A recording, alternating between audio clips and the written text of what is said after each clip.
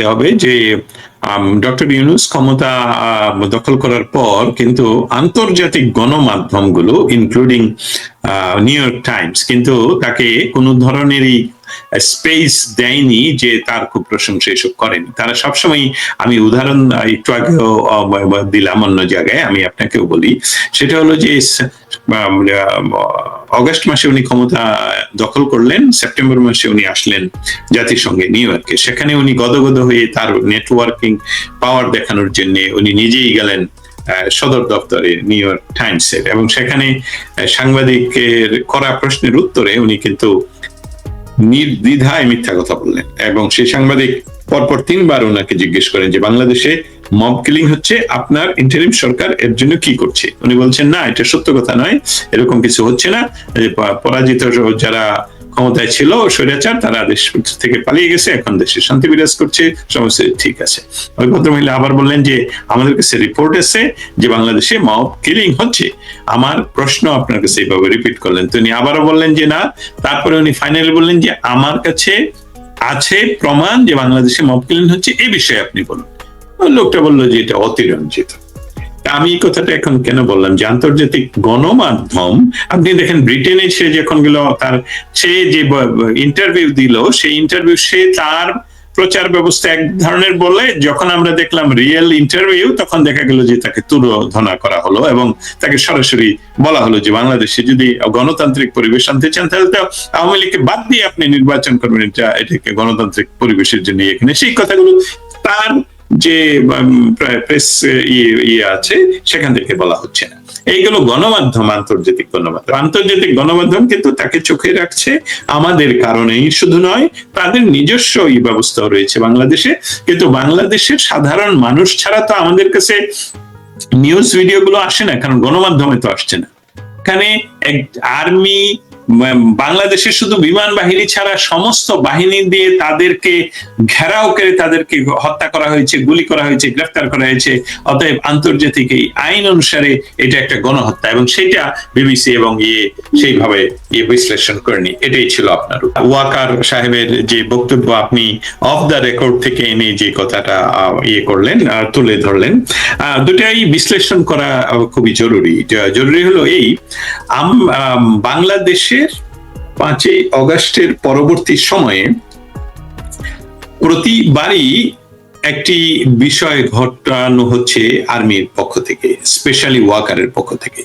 সেটা কি, ওয়াকার কিছুদিন পরপরই উনি আসেন যে আজকে আমি বক্তৃতা করব, মানে এখন নয়, আমি বলছি আর কি, বক্তৃতা করব। তখন একটা আমাদের মনে একটা প্রশ্ন আসে, তাহলে উনি যে বলছিলেন 5ই অগাস্টে বলছিলেন যে দেশের নিরাপত্তার দায়িত্ব আমি নিলাম, এবং সেখানে আমরা এখন রাজনৈতিক নেতৃবৃন্দের সাথে কথা বলছি, আমরা এখন প্রেসিডেন্টের সাথে দেখা করতে যাব, এবং বাংলাদেশের শান্তি শৃঙ্খলা আমরা রক্ষা করব।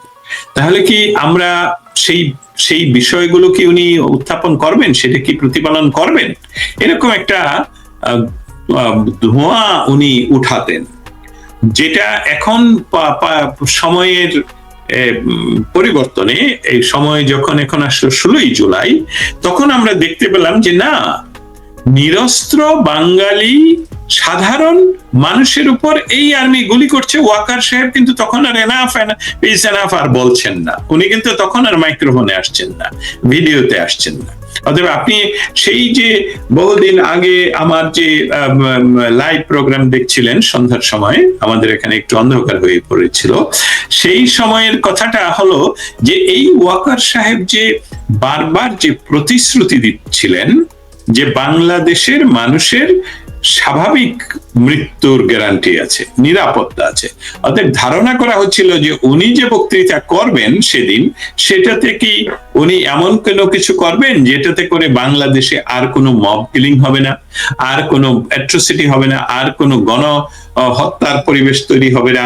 অতএব সেই উত্তেজনাটা যাতে সরাসরি মানুষের সামনে নিয়ে আসা যায়, সেই জন্য আমরা অ্যানালাইসিস করছিলাম। কিন্তু 16ই জুলাই সেটা প্রমাণ করে দিল যে এই ঠিকাদার সেনাবাহিনীর প্রধান যিনি ওয়াকার, এই ওয়াকার সাহেব আসলে যাদের হয়ে, যে প্রভুদের হয়ে উনি কাজ করছেন, তাদের জন্য কাজ করার জন্য ওনার যত ধরনের অভিনয় করতে হবে, যতবার মোলা ঝুলাতে হবে, সেইগুলো উনি করেছেন।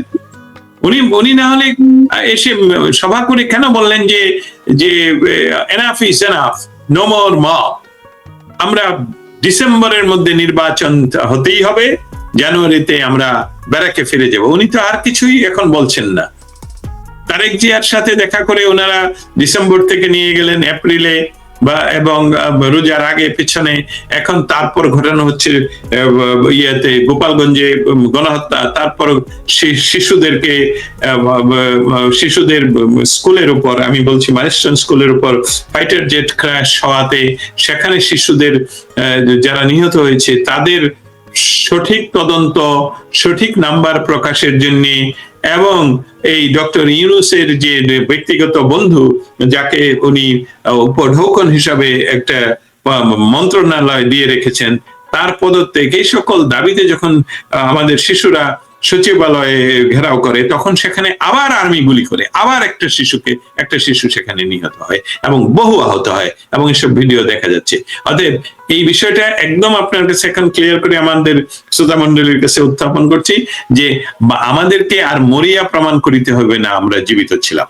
এই যে তিনি এই আর্মি প্রধান, তা উনি আপনি যে কথাটা অফ দ্য রেকর্ড থেকে এনে বলছেন যে কেন পাহারা দিচ্ছেন, এটা কত বড় আমি বলবো যে এই যুক্তিটা আসলে কোন নিয়মে খাটে যে তাদেরকে মেরে ফেলবে, অর্থাৎ তাদেরকে রক্ষা করতে পুরা গোপালগঞ্জবাসীকে গুলি করতে হবে। তাদেরকে রক্ষা করতে হলে চট্টগ্রাম এবং পার্বত্য চট্টগ্রামে তাদের গুলি করতে হবে, এবং তাদের হোটেলে পাহারা দিতে হবে সমস্ত নামি দামি যত সাঁজোয়া যান আছে যেটা যুদ্ধে ব্যবহৃত হয়। এদেরকে তো আপনারা পাকিস্তানি মিলিটারি যেই ফর্মুলাতে তাদের দেশ শাসন করে, একবার ইমরান খানকে নিয়ে আসে, আরেকজনকে নিয়ে আসে, এখন আরেকটাকে নিয়ে আসে, নির্বাচনের মাধ্যমে ক্ষমতায় বসায়, এবং ক্ষমতায় বসে তাদেরকে কাউকে কিন্তু 5 বছর কভার করতে দেয় না। এই ফর্মুলাতে যে বাংলাদেশে এই 5টা ছেলেকে যাদেরকে দিয়ে মেটিকুলাসলি ডিজাইনের অংশ হিসেবে বাংলাদেশের সাধারণ ছাত্রছাত্রীদেরকে রাস্তায় এনে এখন তারা সেই সাধারণ ছাত্রছাত্রীদেরকে হুমকি দিচ্ছে, এখন আর্মি সেই সাধারণ মানুষের উপর গুলি চালাচ্ছে এই 5 জনকে রক্ষা করার জন্য। এটা সম্পূর্ণভাবে যেহেতু অফ দ্য রেকর্ড, আমি মনে করি এটা একটা কোনো যৌক্তিক এটা কারণ হতে পারে না। আর যদি এটা যৌক্তিক ভাবেই উনি বলে থাকেন তাহলে ওনার কোর্ট মার্শাল হওয়া উচিত, কারণ ওনার কোনো দায়িত্ব নেই একটি রাজনৈতিক দলকে পাহারা দেয়ার। ওনার দায়িত্ব যদি হয়ে থাকে, আগেই বলে রাখি, সশস্ত্র বাহিনীর কাজ কিন্তু মৌলিক কাজ কিন্তু দেশের মানুষের নিরাপত্তা বিধান নয়। ওনাদের শপথ হলো 18 কোটি মানুষকে বহিঃশত্রুর আক্রমণ থেকে রক্ষা করবেন, আমাদের ভৌগোলিক স্বাধীনতা রক্ষা করবেন, আমাদের মানচিত্র রক্ষা করবেন, আমাদের 1 ইঞ্চি মাটিতেও যাতে বহিঃশত্রু দাঁড়াতে না পারে। কিন্তু এই আর্মি কি করছেন? এই আর্মি যদি বলা হয় ডক্টর ইউনূস মেটিকুলাসলি ডিজাইন করে ক্ষমতায় নিয়ে ওনাদেরকে ব্যবহার করছেন, that is already not true. It's proven that এই মিলিটারি ডক্টর ইউনূসের কে এনেছেন, বসেছেন, ডক্টর ইউনূসকে বলছেন আপনি যা খুশি করে বেড়ান, আমরা আমাদের মতন ক্ষমতায় করবো। না হলে তাদের কোর্ট মার্শাল হওয়ার মৌলিক কারণটা হলো যে তারা একটা কোন রাজনৈতিক পার্টিকে ওনারা করতে পারে না, প্রোটেকশন দেওয়ার অধিকার রাখেন না, আইনগত ভিত্তি নেই। এবং আমি এটাও বলছি না যে এক দলকে দিতে হলে আরেক দলকে দিতে হবে, সেটার আইনগত ভিত্তি নেই। তাদের যদি জানের নিরাপত্তাহীনতায় থাকে তাহলে তারা পুলিশ ডিপার্টমেন্টকে রিকোয়েস্ট করতে পারে এবং তারা সেটা অ্যাসাইন করতে পারে। তা বাংলাদেশে এখন প্রাইভেট সিকিউরিটি পাওয়া যায় আমেরিকার মতন, সেখানে তাদের যেহেতু হাজার কোটি টাকা এখন তাদের মূলধন, তারা পার্সোনাল সিকিউরিটি ব্যবস্থা নিয়োগ করতে পারে নিজস্ব ভাড়া দিয়ে। এমনকি পুলিশ বা আমেরিকাতে পুলিশকে আপনি টাকা দিয়ে ঘন্টা হিসাবে পাহারায় রাখতে পারেন, কিন্তু আর্মিকে নয়। এটা মনে রাখতে হবে, আর্মি হলো বহিঃশত্রু আমাদের সম্পদ, যে সম্পদ কাজে লাগবে বহিঃশত্রুর আক্রমণ থেকে দেশকে রক্ষা করার, এবং তারা এই কয়েকজনকে রক্ষা করতে আমাদের জনগণের উপর গুলি করেছেন। সেটা গোপালগঞ্জ কোনো বিচ্ছিন্ন যা বাংলাদেশি জায়গা নয় বা অন্য দেশের জায়গা নয়, গোপালগঞ্জ বাংলাদেশের অংশ এবং বাংলাদেশের স্বাধিকার আন্দোলনের পথিকৃৎ, যার নেতৃত্বে বাংলাদেশ তৈরি হয়েছে, বঙ্গবন্ধু শেখ মুজিবুর রহমানের জন্মস্থান। সেখানে ওনাদের প্রয়োজন ছিল এই পার্টি, এই যে 5 জন, তারা যে বলছে march to Gopalganj, militant word ব্যবহার করেছে, তাদেরকে গ্রেফতার করা উচিত ছিল। আর্মির তাদেরকে বাধা দেওয়া উচিত ছিল যে no, you cannot do that. তোমরা বলছো পথসভা করছো, আমরা কি করছো সারা দেশে, আর এখানে মারছো, এটা তো মিলিটেন্ট বিষয়।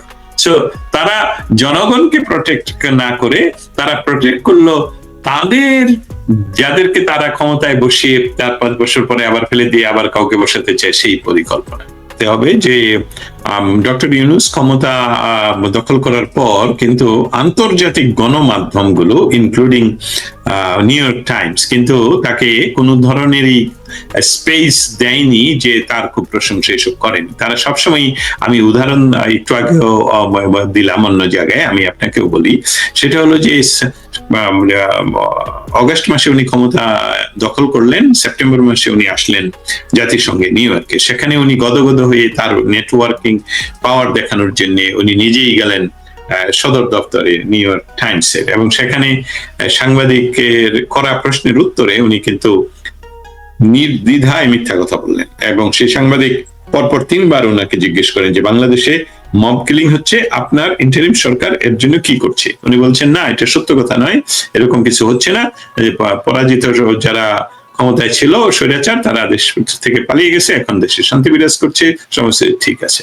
ওই ভদ্রমহিলা আবার বললেন যে আমাদের কাছে রিপোর্ট আছে যে বাংলাদেশে মব কিলিং হচ্ছে। আমার প্রশ্ন আপনার কাছে এইভাবে রিপিট করলেন, তো উনি আবারও বললেন যে না।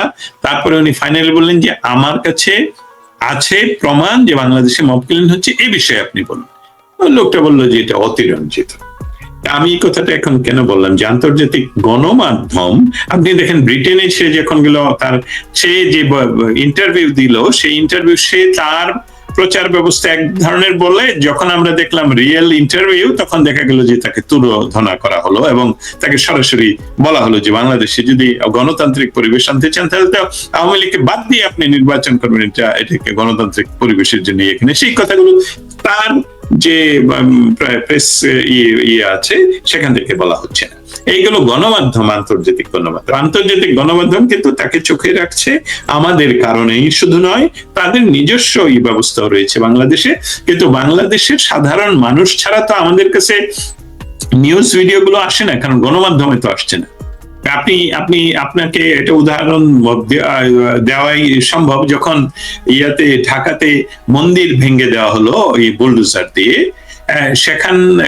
সেখানে আমার মনে হয় যমুনা টেলিভিশনের একজন রাস্তায় রিপোর্টার, সে যখন একজন তারপরে দোল যাত্রায় তাকে যখন জিজ্ঞেস করা হলো যে আপনারা কেমন আছেন, কি করছেন, সেই ভদ্রমহিলা পরপর উনি ইয়ের কথা বলা শুরু করলেন যে আমাদের মন্দির ভেঙে দেওয়া হচ্ছে, অমুক তমুক দেওয়া হচ্ছে। এই রিপোর্টারের বডি ল্যাঙ্গুয়েজ যদি দেখেন, সে দ্রুততম সময়ে কথা চেঞ্জ করে সে ঘুরে অন্যদিকে গিয়ে এই লাইভ বন্ধ করে দেয়। আর তার চেহারা দেখলে, তার সন্ত্রস্ত অবস্থা দেখলে, যে তাকে তো এখন এই মহিলাকে যে কথা বলতে দেওয়া হলো, এটার জন্য তার চাকরি যাবে, জেল হবে, এমনকি মব কিলিং হবে। এবং সেই সাথে আরেকটা বিষয় দেখা যাচ্ছিল, যিনি উপস্থাপিকা স্টুডিওতে আছেন তিনিও দ্রুততম সময়ে কথা বলে অন্যদিকে চলতেছেন, কারণ তারও অবস্থা খারাপ হবে। এই হলো বাংলাদেশের বর্তমান অবস্থা। এই অবস্থা থেকে আমরা যে কাজটুকু স্টেট ডিপার্টমেন্ট এবং হোয়াইট হাউসে যেটা করছি, সেটা হলো এই অবস্থাটাকে প্রতিদিন উত্থাপন করা। যখনই সুযোগ, প্রতিদিন উত্থাপনের কথাটার অর্থ হলো যে এটা তো শুধু বাংলাদেশ বিষয়ে তো প্রেস ব্রিফিং হয় না। প্রেস ব্রিফিংটা হয়, আপনি একটু আগে গাজার কথা বলছিলেন, প্রেস ব্রিফিং এ সেই বিষয়টা প্রায় 1 ঘন্টা ব্যাপী ওইটা চলে। পৃথিবীর হাজার হাজার শত শত সাংবাদিকরা সেটা নিয়ে প্রশ্ন করার জন্য হয়ে থাকে। তো সেখানে এই বাংলাদেশ বিষয়গুলো তাদেরকে দেয়া, এবং এই বিষয়গুলো যে হচ্ছে যে এই যে মিলিটারি যে গুলি করলো, আমার যে লিখিত প্রশ্ন উত্থাপন করা হয়েছে যে বাংলাদেশের এই আর্মি জাতিসংঘের শান্তি বাহিনী হিসাবে বিভিন্ন দেশে গিয়ে শান্তি রক্ষার কাজ করেন, তার যেই শান্তি বাহিনীর যে ফান্ডিং হয় তার একটা বড় অংশ আমেরিকা অনুদান দেয়। অর্থাৎ আমেরিকার সরাসরি অনুদানের পয়সায় বা যারা যারা আয় করে তারা বাংলাদেশে তাদের নিজের মানুষের উপর গুলি করছে। এখন উত্তর পাইনি, আমি সেটা জানাবো। অতএব আমাদের যে কাজগুলো করতে হবে সেটা হলো যে আমরা তো শুধু একটা আমাদের আর্মি খারাপ এটা উত্থাপন করতে চাচ্ছি না, এটাই শেষ কথা নয়। আমি ঠিকাদার শব্দটা আপনি যদিও বলছেন যে বাংলাদেশে বলেন না, হ্যাঁ বাংলাদেশে যারা এখন ক্ষমতাসীন, যে সকল ছাত্ররা ক্ষমতাসীন তারা কিন্তু জগন্নাথ কলেজের সামনে 1 মাস আগেও মিছিল করেছে যে কি আর আর্মি হলো ঠিকাদার। কারণ তারা জানে আর্মি ঠিকাদার, কারণ যে মেটিকুলাসলি ডিজাইনের যে টাকাগুলো ভাগ করা হয়েছে সেখানে অবশ্যই কোনো না কোনো ভাগ সবার কাছে গিয়েছে। নাহলে আর্মি যদি নিরস্ত্র মানুষের উপর গুলি না করবে তাহলে তো গোপালগঞ্জের এই অ্যাট্রোসিটি বা গণহত্যা চালানোর কথা নয়। আর্মি যদি মানুষের পক্ষে দাঁড়াবে তাহলে সেদিন কেন যাত্রাবাড়ি এবং এয়ারপোর্টকে ওপেন করে দেওয়া হলো? আরেকটা উদাহরণ, আপনি আর আমি কি কোনো প্রমাণ দিতে পারবো যে সেদিন গণভবনের কোনো গেট ভেঙে মানুষ ঢুকেছে? এটা তো খুলে দেওয়া হয়েছে, আর্মি খুলে দিছে। আপনি কি কোনো প্রমাণ দিতে পারবো যে এই উত্তেজিত সাধারণ নাগরিকেরা যারা সেদিন নেমে আসছিল, সাধারণ নাগরিক বলছি কারণ এটা মেটিকুলাসলি ডিজাইন করে তাদেরকে আনা হয়েছে, এবং তারা যে দেশের সবচেয়ে মর্যাদাপূর্ণ স্থান আমি বলবো আমাদের জাতীয় সংসদ ভবন, সেখানে কি দরজা ভেঙে ঢুকেছে তারা? নো, তাদেরকে খুলে দেওয়া হয়েছে। অর্থাৎ এই জন্যই তারা ঠিকাদার, এবং এটার জন্য সমস্ত মিলিটারি দায়ী নয়, এটার জন্য সমস্ত আর্মি দায়ী নয়। আমাদের আর্মির যে সুনাম, সেই সুনামকে রক্ষা করার জন্য আর্মির ভিতরে যারা 71কে বা আপনারা যারা আর্মির আমাদের কথা শুনবেন বা শুনছেন, আপনাদের কাছে আমি দস্তগীর জাহাঙ্গীর সরাসরি বলছি, এই বাংলাদেশ আর্মির জন্ম ঐতিহাসিক আমাদের স্বাধীনতা সংগ্রামের মাধ্যমে। অতএব 24-এর যে তথাকথিত বিপ্লবের কথা বলা হয়, যে বিপ্লবের কোনো সংজ্ঞায় পড়ে, সেটা দিয়ে কিন্তু আপনারা আর্মি হননি। তারা আপনাদের প্রয়োজন বোধে আপনাদেরকে ভেনিশ করে দেবে। অতএব আপনারা যে পাহারা দিচ্ছেন এটা আর্মি আইনে বলুন, বাংলাদেশের প্রচলিত আইনে বলুন, এটা কোর্ট মার্শাল হওয়ার যোগ্য। অতএব আপনারা কোন রাজনৈতিক দলকে কোনো ক্রমেই সাপোর্ট করতে পারেন না। আপনারা সাধারণ মানুষের উপর গুলি চালাবেন না, সাধারণ মানুষকে আপনারা দেবেন, সিকিউরিটি দিবেন। আর এই বিষয়গুলো আমরা প্রতিনিয়ত যুক্তরাষ্ট্রকে উত্থাপন করার চেষ্টা করছি। যুক্তরাষ্ট্র এই বিষয়গুলো সম্বন্ধে খুব ভালো করে অবগত আছেন, কিন্তু সাথে সাথে এটাও বলি যে বাংলাদেশের বর্তমান ইন্টারিম সরকার যেহেতু জনগণের নির্বাচিত সরকার নয়, তার কোনো রাজনৈতিক নেই, যেটা বলে সাপোর্ট নেই। অতএব তারা ক্ষমতায় থাকার জন্য তাদের বিদেশি প্রভুদের যা প্রয়োজন শুধু ততটুকু নয়, আরো যা না প্রয়োজন সেটা দেওয়ার জন্য তারা এখানে ওয়াশিংটন ডিসিতে অন্তত পক্ষে 10টি অফিস মেনটেন করে, এবং তারা এখানকার ডিপার্টমেন্ট বলা হয়, যে সবগুলোকে মন্ত্রণালয় বলা হয়। প্রতি মন্ত্রণালয়ে তারা প্রতিদিনই বিভিন্ন ধরনের মিটিং মিছিল করে যাচ্ছে, এবং সেখানে বাংলাদেশকে তারা বিকিয়ে দিচ্ছে। এই হলো সব। আপনি স্টেট ডিপার্টমেন্টের সর্বশেষ ব্রিফিং একটা টোন আমি আমার লক্ষ্য করেছি। এই টোনটা বলা হয়েছে বাংলাদেশের নির্বাচনটা বাংলাদেশের অভ্যন্তরীণ বিষয়। এটা কিন্তু আগে কিন্তু আমেরিকানরা সবসময় এরকম বলতো না, কিন্তু এটা কি বর্তমান সরকারের প্রতি কোন তাদের সরকার এটা সেটাকে বোঝানোর চেষ্টা হয়েছে? আমি একটু ফজলুল বারী ভাই, আমি ওইভাবে আসি। আপনি যদি আমার এবং পূর্বে আরো একজন যে ছিলেন তার প্রশ্নের উত্তরে তাদের কথা শুনে থাকেন, তাহলে এই যে কমেন্ট যেটা আপনি করলেন এটার একটু ব্যাখ্যা করা প্রয়োজন, এটা একটু এক্সটেন্ড করে বলা উচিত। তারা কিন্তু সবসময়, এমনকি ওই বাইডেন প্রশাসনের সময় সবসময় বলতো যে বাংলাদেশের জনগণ, বাংলাদেশের নির্বাচন বাংলাদেশের জনগণের, বাংলাদেশের বিষয়। তার বাংলাদেশের জনগণ ডিসাইড করবে তারা কার দ্বারা শাসিত হতে চায়, কারা তাদেরকে শাসন করবে। সেটাতে যুক্তরাষ্ট্রের কোন ধরনের ইন্টারেস্ট নেই, একটি পার্টির উপর আরেকটি পার্টিকে তারা প্রাধান্য দেয় না। এটা একটু ব্যাখ্যা করে বলতো, ম্যাথিউ মিলারের কথা বলছি। উনি উনি যেটা বলছেন এটা একই কথা বলছেন, কিন্তু এটা শর্ট ভার্সনে। তার জন্য মনে হচ্ছে যে না, এখন কি তার মানে নির্বাচন we don't care, it's not like that. সেখানে যে কথাটা আরো সংযুক্ত করা হতো সেটা হলো যে আমরা বাংলাদেশে একটা ফ্রি, ফেয়ার, ইনক্লুসিভ নির্বাচন দেখতে চাই, এটা আগে বলা হতো। এখন এখানকার বিষয়টা হলো এরকম, আগে আমরা সময় পেতাম 2 ঘন্টা, এখন সময় পাই 30 মিনিটস। এই 30 মিনিটস এর ভিতরে যিনি আমাদেরকে ব্রিফিং করেন তিনিও বিষয়গুলো ম্যাক্সিমাম টাইমে খুব শর্ট ভার্সনে যে ইয়ে করেন। অতএব এখানে ডক্টর ইউনূসকে একচ্ছত্রভাবে ছেড়ে দেওয়া যে নির্বাচন বাংলাদেশের নিজের বিষয়, তারা নির্বাচন করুক আর না করুক এটা নিয়ে আমরা নাক গলাবো না, এটা এই বিষয়টা সঠিক নয়। আমেরিকা যুক্তরাষ্ট্র শুধু যুক্তরাষ্ট্রের সরকার না হয় তাদেরকে সমর্থন করবে, কিন্তু যুক্তরাষ্ট্রের যে সকল মেকানিজম যুক্তরাষ্ট্রকে রক্ষা করার, যে মেকানিজম গুলো খুব গণতান্ত্রিক উপায়ে একচ্ছত্রভাবে একজন বলে দিলেই হবে না, সেখানে বাংলাদেশের সাথে যুক্তরাষ্ট্রের দ্বিপাক্ষিক বলেন অন্যান্য অর্থনৈতিক সম্পর্ক তৈরি এবং লং টাইম রাখার জন্য বাংলাদেশের ব্যবস্থা নির্বাচিত সরকারের সাথে না হলে এখানকার কংগ্রেস সহ বিভিন্ন সরকারি প্রতিষ্ঠানে তার বিপদ ঘটবে। যার জন্য বাংলাদেশের নির্বাচিত সরকারের সাথে কাজ করার জন্য আমেরিকা উদ্গ্রীব, এবং সেটা যত দ্রুততম সময়ই হবে সেটাও আমেরিকা চায়। এটাই হলো ভিতরের খবর। কিন্তু সেই সাথে এটাও বলি, ডক্টর ইউনূস এটাকে ভুতা করে দেওয়ার জন্য, এটা যাতে না ঘটতে পারে সেটার জন্য বহু চেষ্টা চালাচ্ছেন, সময় কিনতে পারছেন, এটা হলো কথা। আপনি আমেরিকাতে বসে আমেরিকার ভেতরটা দেখেন, স্টেট ডিপার্টমেন্টটা দেখেন, প্লাস এখন সারা পৃথিবীর সাথে আমেরিকার একটা বিশেষ সম্পর্ক টেরিফকে কেন্দ্র করে, বাংলাদেশের সাথেও। এবং বাংলাদেশের সর্বশেষ বাণিজ্য উপদেষ্টা বলেছেন প্রকাশ না করার শর্তে তার একটা চুক্তিতে উপনীত হয়েছেন বা হচ্ছেন এমন একটা বিষয়। কিছু কিছু সামাজিক যোগাযোগ মাধ্যম কিছু কিছু পাতা বেরিয়েছে, চুক্তির গোপন এই আছে। আপনি আসলে কি ব্যাখ্যা করবেন পুরো পরিস্থিতিকে? আপনি প্রশ্নের ভিতরেই আসলে আমার উত্তরটুকুর একটাই অংশ রয়ে গেল। এই কিছু পাতা আমার কাছেও এসেছে এবং সেটার উপরে কনফিডেন্সিয়ালও লেখা, আর আমি কোনো মাধ্যম থেকেই এটা ভেরিফাই করতে পারিনি যে এটা আসলে অরিজিনাল কোনো ডকুমেন্ট।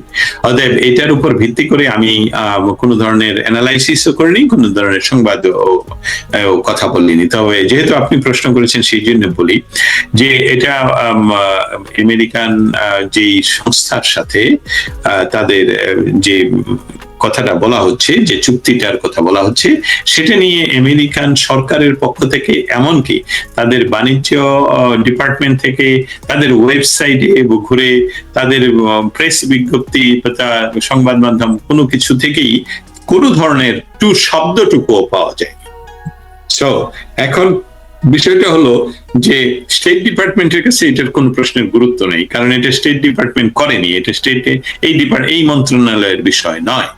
ওদের যেই মন্ত্রণালয় নয়, শুধু না, সেটা ট্রেড কমিশন বোধহয়, আমি যদি ভুল না বলে থাকি, তা সেই কমিশনের আমি ওয়েবসাইট ঘুরে দেখলাম যে বাংলাদেশের লেটেস্ট যে সকল চুক্তির উল্লেখ সেখানে আছে, সেটা এই মাসের এই কোন সময়ের জন্য নয়।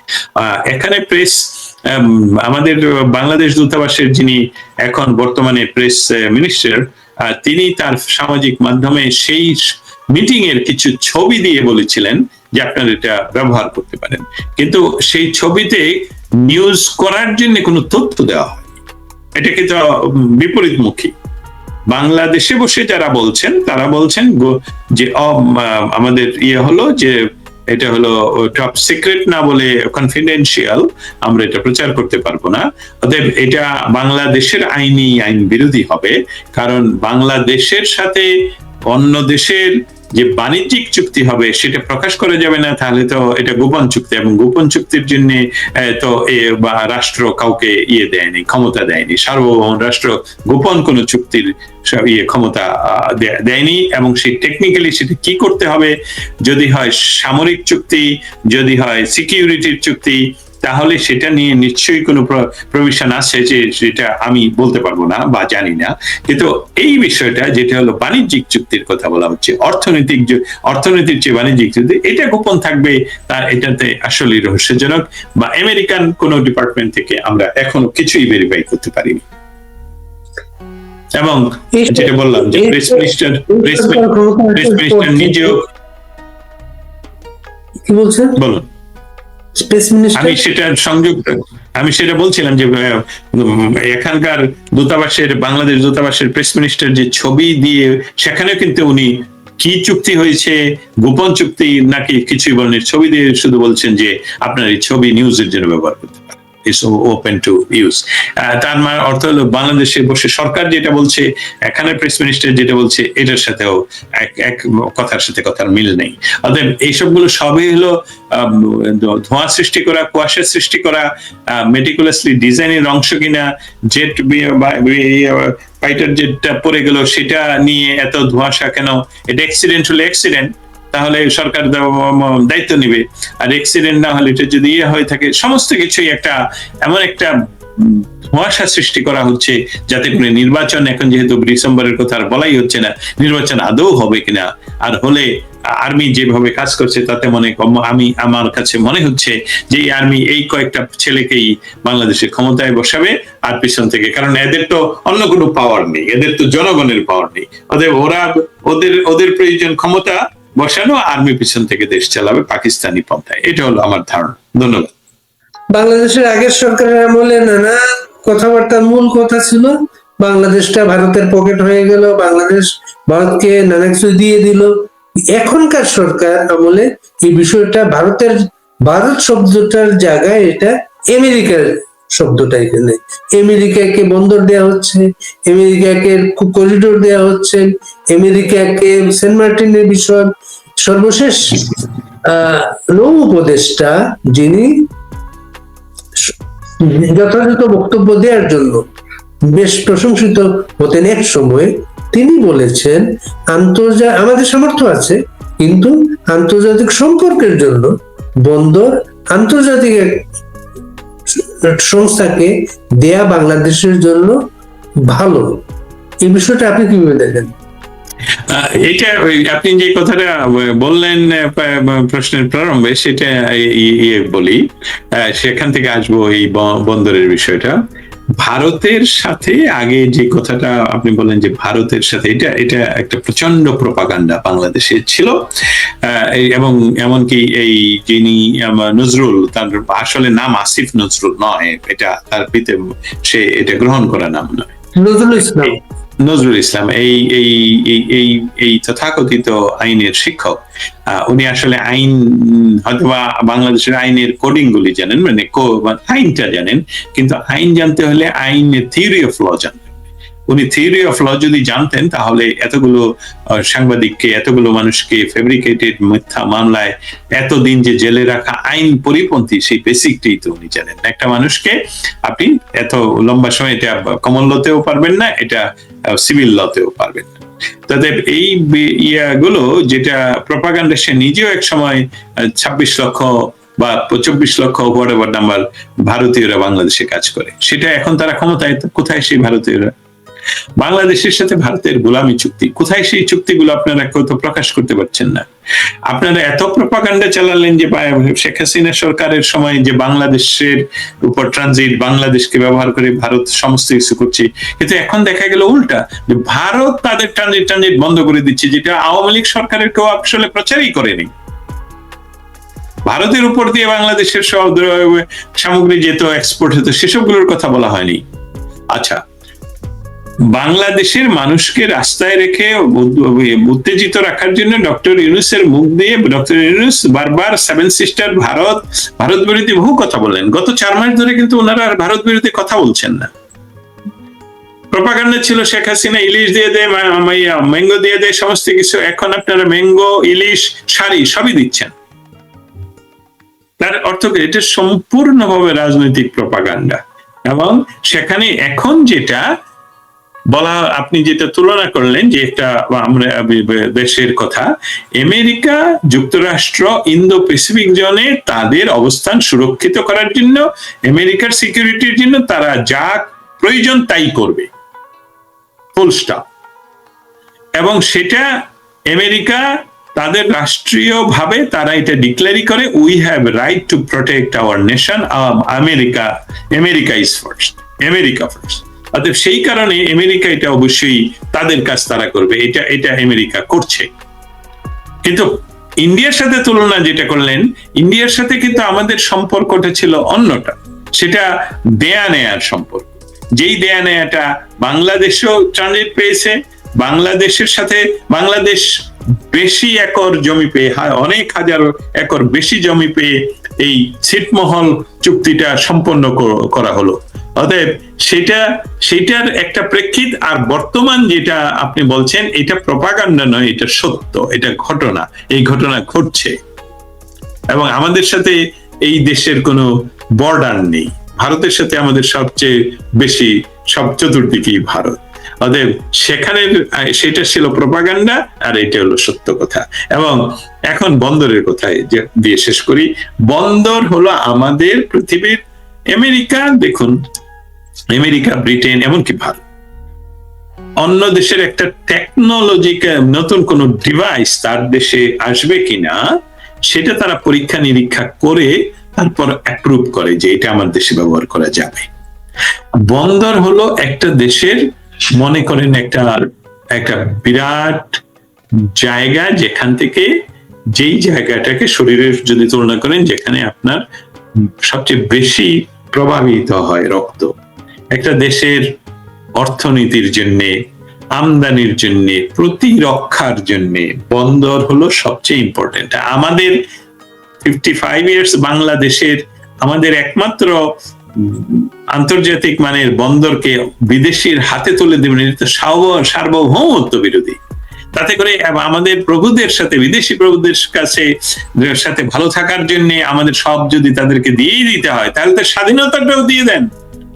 আমাদের একটা অভাগা একটি জাতি, আমি চেষ্টা করছি তাদেরকে বোঝানোর জন্য, কিন্তু এই অভাগা জাতিটা এই এমন একটা সংকর একটা জাতি, যারা তাদের নিজস্ব স্বাধীনতার মর্মটাই তারা বুঝতে পারে না, স্বাধীনতার যে জিনিসটা সে মর্যাদাটি জানে না। অতএব তারা তাদের নিজের এই ডক্টর ইউনূস নিজের সুবিধার জন্য বাংলাদেশের সমস্ত কিছু তাদের প্রভুর কাছে দিয়ে দিবে, তাতে করে কোনো অসুবিধা নেই।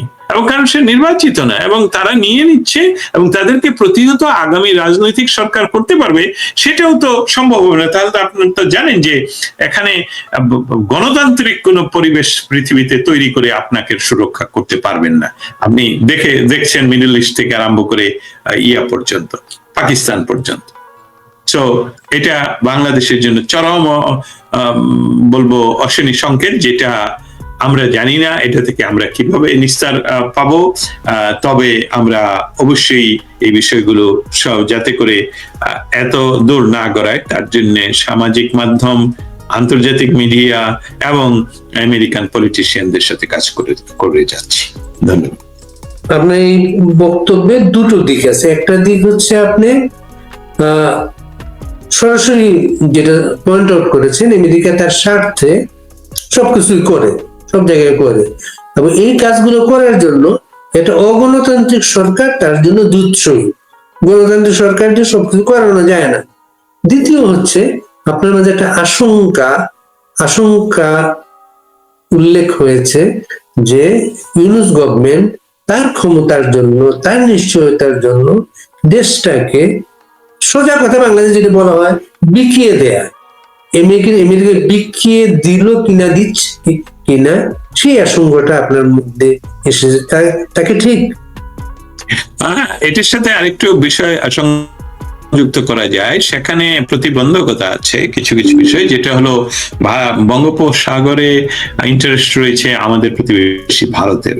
অতএব ভারত এখানে আপনার শত্রু আমার মিত্র, সেই খেলাতেও চায়নাকে ইয়ে করতে গিয়ে বাধা দিতে গিয়ে, চায়নাকে কোণঠাসা করতে গিয়ে ভারত আমেরিকার সাথে কাজ করছে। এবং আপনারা জানেন কোয়াডের মেম্বার হিসাবে ভারত, আমেরিকা, জাপান এবং অস্ট্রেলিয়া, এই 4টা দেশ মিলে কোয়াড সেটা চায়নাকে প্রতিহত করার জন্য করছে। অতএব আমার শঙ্কার কথাটা অবশ্যই আপনার কাছে যেটা প্রতীয়মান হলো, সেই বিষয়টার একটি অটোমেশনই সেখানে একটা কন্ট্রোল মেকানিজম আছে, সেটা হলো ভারত লক্ষ্য করবে যে কোন যে বঙ্গোপসাগর সহ ডিয়াগো গার্সিয়া পর্যন্ত, ওইদিকে ফিলিপিন বাদে এই অঞ্চলে এবং তাইওয়ান বাদে এই অঞ্চলে অন্যান্য যে সকল দেশের কথা আমরা বলছি, সে সকল দেশের সরাসরি অবস্থান করার মতন ভাসমান অবস্থান ছাড়া, সরাসরি আন্তর্জাতিক জলয় ভাসমান অবস্থান ছাড়া সরাসরি মাটিতে অবস্থান করার মতন কোনো স্থান নেই। অতএব সেখানে স্থান করে নিতে পারলে, যেটা আপনারা জানেন যে আফগানিস্তানকে কেন্দ্র করে পাকিস্তান অস্বীকার করলেও কিন্তু পাকিস্তানের ভেতরে তাদের রয়েছে, তাদের বুট রয়েছে। এখন এই বুটটা যদি ভারতে আমাদের বঙ্গোপসাগরে স্থায়ী হিসাবে এসে যায়, সেটা ভারতের অস্বস্তি হবে কিনা, সেটা নিয়ে ভারতের জয়শঙ্কর আমি দেখতে পাচ্ছি অনেক বহুবার ওয়াশিংটন ডিসিতে এসেছেন, যদিও ওপেন অন দ্য রেকর্ডে আমরা কোনো কিছু পাইনি, তবে অফ দ্য রেকর্ডে আমরা যতটুকু পেয়েছি সেটা থেকে আশঙ্কা না করে আমরা এটা ধরে নিতে পারি যে না, যত সহজে ডক্টর ইউনূস কিন্তু একেবারে লজ্জাহীন ভাবে বিকিয়ে দিচ্ছেন। ডক্টর ইউনূসকে পানিটা চাইতে হচ্ছে না, ডক্টর ইউনূস সাগর দিয়ে দিচ্ছেন। কিন্তু দেখতে হবে জিওপলিটিক্যাল প্লেয়ার গুলোকে। সেখানে জিওপলিটিক্যাল প্লেয়ার হিসাবে যেমন চায়না অনেক বিষয়ই আমি বলবো পরাশক্তিগুলোর চেয়ে শক্তিশালী। সেখানে আবার ইন্ডিয়া তার ইন্টারেস্ট শুধু চায়না এখন ঠেকালে তারপরে কুইনেন ঠেকাবে কে? হ্যাঁ, কুইনেন খেলে জ্বর সারবে, কিন্তু কুইনেন সারাবেন কি করে? সো এই খেলাটা, এই জিওপলিটিক্যাল গেমটাকে আমরা ধরে নিতে পারি যে প্রাকৃতিক নিয়মেই কিছু জিনিস সেখানে রয়ে গেছে, বা গেট রয়ে গেছে যেসবগুলো কলাপসেবল। এবং দেখা যাক, আমরা সময় নিয়ে কথা বলতে হবে, এটার সরাসরি কিছু আসলেই বলার উপায় নেই। তবে doctor Yunus is a dangerous person. সে সমস্ত কিছু করছে যাতে করে আমেরিকা সরাসরি তাকে প্রোটেকশন দেয়। আমরা শেষ করব দস্তগীর জাহাঙ্গীর, শেষ একটা বিষয় নিয়ে আমরা শেষ করি। বাংলাদেশে কয়েকজন বিদেশি নাগরিক বাংলাদেশের ভবিষ্যৎ রাজনৈতিক বন্দোবস্ত ঠিক করছেন। বাংলাদেশের রাজনৈতিক বন্দোবস্ত ঠিক করছেন বাংলাদেশের প্রধান দলটাকে বাদ দিয়ে। তার কোটি কোটি সমর্থক আছে বাংলাদেশে, তাদেরকে বাদ দিয়ে তারা একটা রাজনৈতিক বন্দোবস্ত ঠিক করছেন বা চাপিয়ে দিচ্ছেন তারা। আপনি এর ফলাফল কি দেখেন? আচ্ছা, ফলাফল দেখবো। ফলাফল দেখার আগে আপনি যে কথাটা বললেন যে বিদেশি নাগরিক, এখানে আমি একটা বিষয়, এই বিষয়টা নিয়ে আমি কখনো নিজে কোনো ধরনের আলাপ করিনি, অ্যানালাইসিস করিনি। তবে আমি সেখানে মোটা দাগে একটা কথা বলতেছি, সেটা হলো যে এটা প্রমাণ করা এর খুব সহজ এখন, যে যারা বাংলাদেশের রাজনৈতিক বন্দোবস্ত করতে চাচ্ছে তারা আসলে বাংলাদেশের জন্য করছে না, তারা করছে তাদের বিদেশি প্রভুদের জন্য আর তাদের ক্ষণস্থায়ী সুবিধার জন্য। এবং এখন হলো যে কথাটা যেটা বলছি, আপনি বললেন যে তারা বিদেশি নাগরিক। এখানে আমার কাছে এটা আমি এটাকে প্রাধান্য দেই না। কেন দেই না? কারণ এটা প্রাধান্য দিলে মনে হবে যে বিদেশি নাগরিক একজন সাদা এসে করছে, একজন কালো এসে করছে, একজন চাইনিজ এসে করছে, একজন জাপানিজ এসে করছে। করছে যারা, তারা কিন্তু এই বাংলাদেশের জন্মগত। অতএব তাদের নাগরিকত্ব ইজ নট ইম্পর্টেন্ট। ইম্পর্টেন্ট হলো সে দেশের জন্য করছে কি করছে না। এখন এটা হলো, সে যদি বাংলাদেশের নাগরিকত্ব পরিত্যাগ করে থাকে, যেটা আমাদের ভেরিফাই করা উচিত, তাহলে সে অবশ্যই বিদেশি নাগরিক এবং বাংলাদেশের কোনো ধরনের রাজনৈতিক কেন কোনো চাকরিতেও সে যোগদান করতে হলে সরকারের স্পেশাল পারমিশন লাগবে, রাজনৈতিক বন্দোবস্ততে তো অবশ্যই না। কিন্তু তার যদি ডুয়াল সিটিজেনশিপ থাকে, সেখানে আমি যেহেতু আমি আইনগত বিশ্লেষণটা জানি না, সেখানে বাংলাদেশের আইন কি কোনো বাধা হয়ে দাঁড়ায় যে তার দুইটা নাগরিকত্ব, একটা অস্ট্রেলিয়ান একটা বাংলাদেশি? আপনাকেই বলি, আপনি অস্ট্রেলিয়ান নাগরিক এবং আমি বাংলাদেশের নাগরিক, এখন বাংলাদেশের সরকারের প্রধানমন্ত্রী হতে এটা কি বাধা আছে, বা উপদেষ্টা হতে বাধা আছে, অথবা পুলিশের প্রধান হতে বাধা আছে, আইনজীবী হতে বাধা আছে? সেটা খুঁজে দেখতে হবে। অতএব এটা আমার কাছে ইম্পর্টেন্ট না ওনার নাগরিকত্ব কি আছে না, যেহেতু আমরা খুঁজে দেখার এই মুহূর্তে ক্যাপাসিটি থাকলেও আমরা করতে পারছি না। তবে মৌলিক বিষয়টা হলো, যারা করছে তারা কিন্তু দেশের জন্য করছে না, তারা দেশের না, তারা আমাদের নয়, তারা ৭১-এর নয়, তারা বঙ্গবন্ধুর নয়, তারা সাধারণ বাঙালির নয়, তারা করছে তাদের পেটের ধান্দায়, তাদের পকেটের ধান্দায়, আর তারা নিয়োগকৃত আনইলেক্টেডলি তাদের প্রভুদের দ্বারা যারা এই অঞ্চলে তাদের ভোট রাখতে চায়। ওই ভিডিওগুলোতে যদি আমরা লক্ষ্য করি, সেখানে দেখবেন যে সেখানে ওই লাল রঙিন চেয়ার গুলো উঠছে, কিন্তু একজনকে আরেকজনকে মারছে না, একজনকে আরেকজনকে থেতলে দিচ্ছে না পাথর দিয়ে, একজনকে আরেকজন গুলি করছে না, কিন্তু সেখানে তারা যে বাইরে থেকে আর্মি প্রোটেকশনে যে মানুষগুলোকে নিয়ে গেল, আর যে স্থানীয় কয়েকজন গুন্ডাকে যে সামনে বসালো, এছাড়া সমস্ত চেয়ার গুলো কিন্তু খালি ছিল। অর্থাৎ সেখানে স্থানীয় মানুষরা তো অংশগ্রহণই করেনি। সেই মানুষেরা তারা যখন বঙ্গবন্ধুর প্রতি তাদের কটূক্তি করে, তখন সভা পণ্ড করে দেয়। আমি এটাকে মেনশন করতে চাই, সভা পণ্ড করে দেয়া যদি বাংলাদেশের কোনো আইন দ্বারা এটা শাস্তিযোগ্য অপরাধ হয়ে থাকে, সেটা কোর্টে চালান হবে এবং কোর্ট এটার বিচার দেবে। মিলিটারি কেন গুলি চালালো? আর্মি কেন গুলি চালালো? আর্মি এই ভিডিওতে আমরা কেন দেখতে পেলাম, যেটা ইতিমধ্যে নট অনলি ওয়ান ভিডিও, অনেক ভিডিও, শত শত ছবি, যেসবগুলো আমরা সংগ্রহ করে পৃথিবীর গণমাধ্যমগুলোকে, পৃথিবীর নামি দামি গণমাধ্যমগুলোকে আমরা সরবরাহ করছি, স্টেট ডিপার্টমেন্টকে দিয়েছি, হোয়াইট হাউসকে দিয়েছি, জাতিসংঘকে দিয়েছি। সেখানে মিলিটারি বলছে গুলি করো, গুলি করো, সোজাসুজি গুলি করো। সেখানে কে তাকে নির্দেশ দিল? সেই নির্দেশদাতা কে? আর্মি কেন তার নিজের মানুষের উপর গুলি করবে? যে আর্মি ৩রা অগাস্ট বলেছে সে বাংলাদেশের জনগণের উপর লাঠিচার্জ করবে না, সেই আর্মি কার নির্দেশে একদম আনআর্মড বা সিভিলিয়ান, যারা তাদের নিজের জায়গায় দাঁড়িয়ে তাদের নিজের লিডারকে প্রোটেক্ট করছে, রাজনৈতিক প্রোটেকশন করছে, সেখানে আর্মি গুলি চালাবে কেন? এবং সেখানে আর্মি গুলি চালিয়ে মানুষকে হত্যা করবে কেন? তারপর সেখানে কেন কারফিউ দিয়ে তাদেরকে দিন রাত গ্রেফতার এবং হত্যা করা হবে? তারপর এই বিষয়টা নিয়ে কেন বাংলাদেশের ইন্টারিম গভর্নমেন্টের উপদেষ্টারা অনেকটাই, আমেরিকান প্রেসিডেন্ট যখন বিন লাদেনকে পাকিস্তানে হত্যা করে, আমেরিকার প্রেসিডেন্ট যখন ইরানে আক্রমণ করে, তখন যেরকম মনিটরিং করেন, সেইভাবে তারা সেখানে বসে মনিটরিং করবেন হত্যাকে, সেটা হবে কেন? এখানে আরেকটা বিষয় আসলে করতে চাই, কারণ বিবিসি এবং আল জাজিরা বিশ্লেষণটা এইভাবে করা আরো উচিত ছিল। কারণ হলো, সেখানে আমরা পৃথিবীতে গণহত্যার যে সংজ্ঞা দেখি, সেই সংজ্ঞার মধ্যে অনেকগুলো সংজ্ঞা রয়েছে, কিন্তু আরেকটি সংজ্ঞা সেখানে রয়েছে, সেটা আমি দেখি উত্থাপন করতে পারি কিনা, যে একটি নির্দিষ্ট অঞ্চলে নির্দিষ্ট জনগোষ্ঠীকে লক্ষ্য করে যদি বিনা বিচারে হত্যাযজ্ঞ চালানো হয়, সেটা গণহত্যা। তাহলে নির্দিষ্ট অঞ্চল, একটা গোপালগঞ্জবাসী সবাই বঙ্গবন্ধুকে ভালোবাসে, সবাই না হোক 90%, 95% মানুষ ভালোবাসে, এবং তারা একই খাবার খায়, একই কথায় কথা বলে, একই ভাষায় কথা বলে।